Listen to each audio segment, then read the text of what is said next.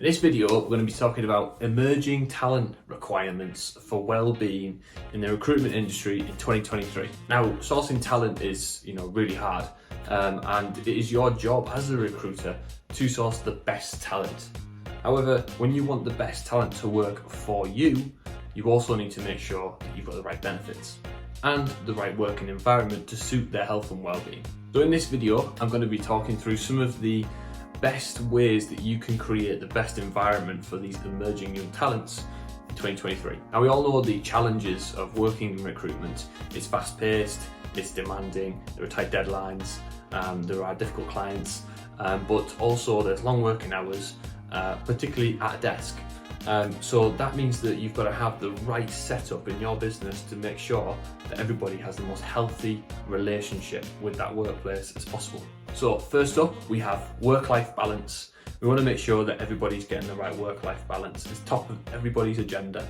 They usually leave a job because the work-life balance isn't right. So when they're coming to your business, you want to make sure that they get the right work-life balance. This might mean putting in place certain arrangements, meaning they can start and leave at flexible times. It might also mean things like remote working. And most importantly, it's all about focusing on output and not how many hours they're doing. So if they're achieving their targets, then they can have that time off. Next up is professional development. Now, that means that they want to be progressing in their career.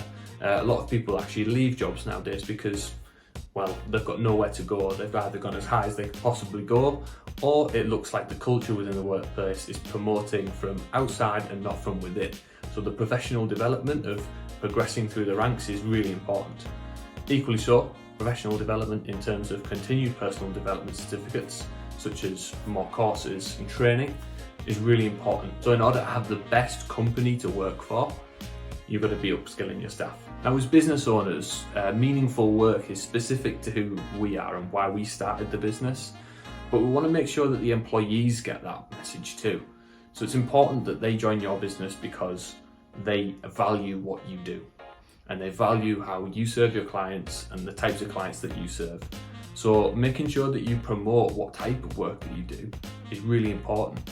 And when that relates to someone's well-being, if they're pursuing meaningful work, they're fulfilling one of the positive psychology traits, which is a meaningful life. Next up is an inclusive and diverse environment. Now, we want to make sure that we're giving everybody an equal opportunity and that everybody feels like they belong in that workplace. So you need to, as an employer, ensure that everybody is given the equal opportunity, no matter their race, colour, ethnic diversity, sexual orientation, or any other personal preferences. Transparent communication. So this is so important for when it comes to not blurring the lines between what you really want to happen and what you actually say. Now, this obviously happens in a lot of different office environments because some people are just quite afraid to ask. But actually, if you're transparent in your communication about exactly what you want and exactly how you want to treat people, then that is exactly what other people are going to see.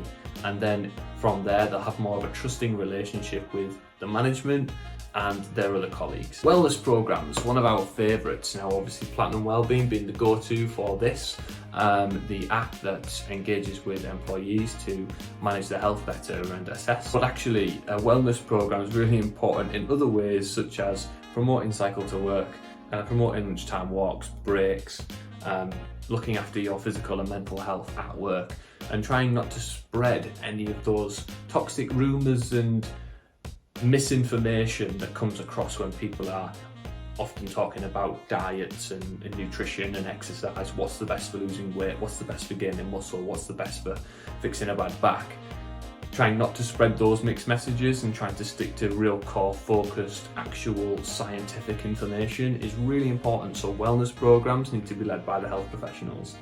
This is where you can bring somebody in to help you out, but you can also promote that within the culture of the organisation to not spread anything that might be misleading. Technology and innovation. As a company, people want these benefits of the company phone and the laptop, etc. But not just because it's a cool thing to have.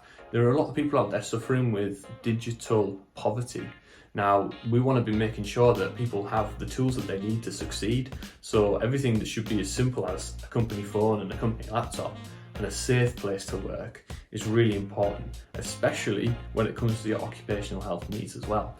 So that environment that people work in, whether they're hot desking at the office or working from home, they want to have a proper desk set up in the right ergonomic situation for them. A collaborative and supportive culture. Now this goes hand in hand with transparent communication. We want to make sure that everybody is, backing each other in the plan, the mission and the values of the business. It also goes hand in hand with doing meaningful work. Now, if you can get those three triangulated and working in synergy, then there should be no problems within the business. But people will be able to communicate more efficiently, and they'll be able to come up with more creative ideas of how to win clients, source the right people, and attract the best talent. And finally, recognition and feedback. We want to be rewarded for what we're doing. We want to be rewarded and fed back the right information that's going to make us go from where we are now in our career to where we want to be. And that means, some harsh realities here and there, because we might not be going down the right path. But actually, feedback is one of the best things that we can be given in life. So if we can get people onto guided reflective practice, for example, which is a fantastic benefit led by psychologists, this will give people the right track in their life, and it'll make them feel like they're being mentored by the business for something more. And that's where we get a greater output from people. So those are just some of the benefits that emerging talent is looking for, particularly in recruitment in 2023. We want to be making sure that everybody feels safe at work, they have the right tools, they feel like they are supported, and then that they can do their best work. You get that environment right, and it's so cost effective. And sometimes it doesn't even cost a lot. After all, it doesn't cost a lot to be nice. If you like this video, be sure to like and subscribe and share it with all of your other business contacts. Thanks.